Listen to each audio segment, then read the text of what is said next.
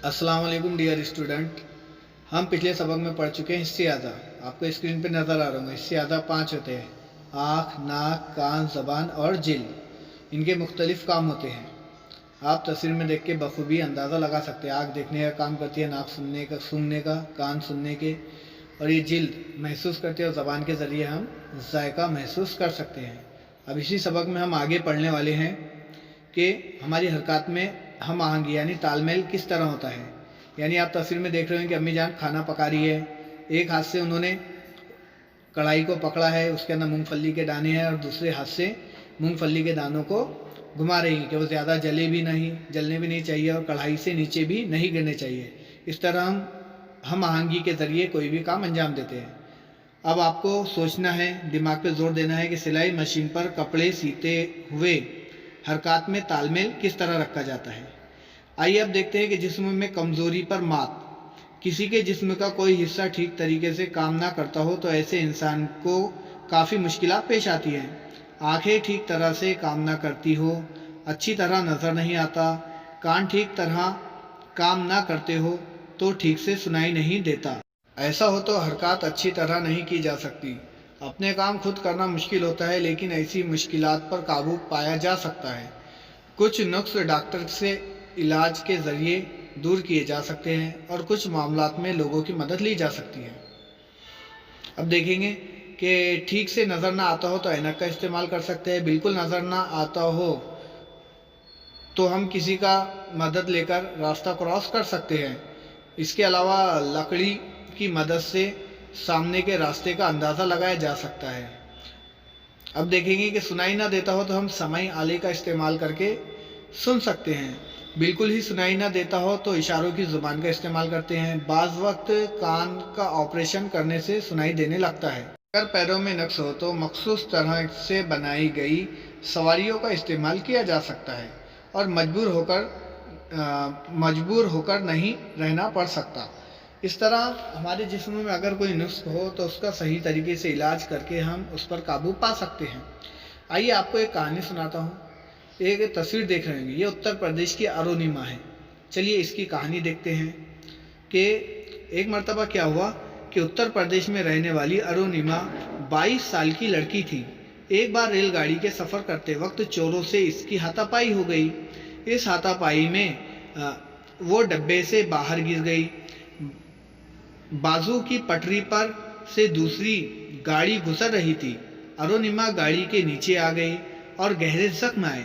डॉक्टरों ने इसकी जान तो बचा ली, लेकिन उन्हें अरुणिमा का एक पैर काटना पड़ा।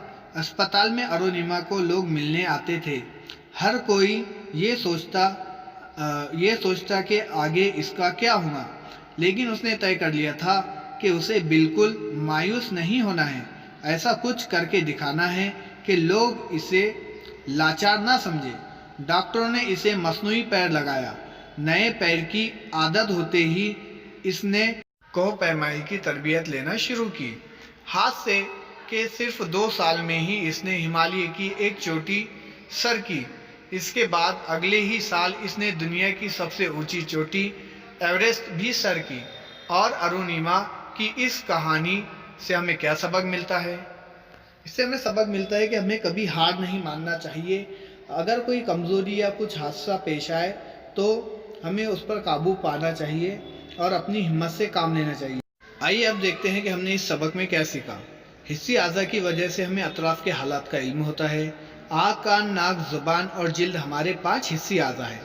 आँखों की वजह से हम देख सकते हैं, कान की वजह से सुन सकते हैं, नाक के ज़रिए बू सूंघ सकते हैं और ज़ुबान के वजह से हम जायका जान सकते हैं और जिल्द के ज़रिए लम्स का एहसास होता है।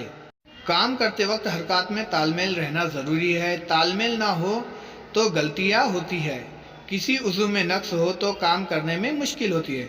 मुश्किलात के सबक मायूस नहीं होना चाहिए, क्योंकि इन पर काबू पाया जा सकता है।